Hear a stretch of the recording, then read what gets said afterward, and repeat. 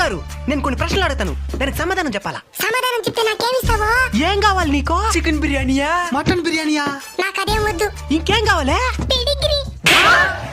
Update అయ్యండి అది రైతా. సరే మొదటి ప్రశ్న, అర్ధరాత్రి అందరూ నిద్రపోయిన తర్వాత ఎందుకట్ట మొరగతా ఉంటావో? మరగడం అని మీరంటున్నారు, దెయ్యాల దగ్గర నుంచి కాపాడడం అని మేమంటున్నాం. నీకు దెయ్యాలు కూడా కనపడతాయా? మీలాంటి ప్రేతాత్మలే కనపడతాయే, ఇంక దెయ్యాలు కనపడవా? సరే రెండో ప్రశ్న, బైక్ లో స్పీడ్ గా పోతుంటే ఎందుకు వెంటబడి కూరికేదానికి వస్తారు?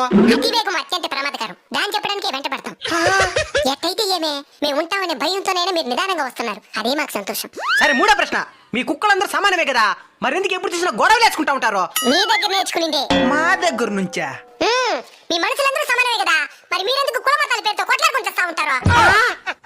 సరే చివరి ప్రశ్న, చిలిపి ప్రశ్న, మీరు పాస్ పోసేటప్పుడు ఎందుకు కాలు పైకెత్తి పోస్తారో? పైకి దిబ్బకి కాలు మీద పడుతుందా?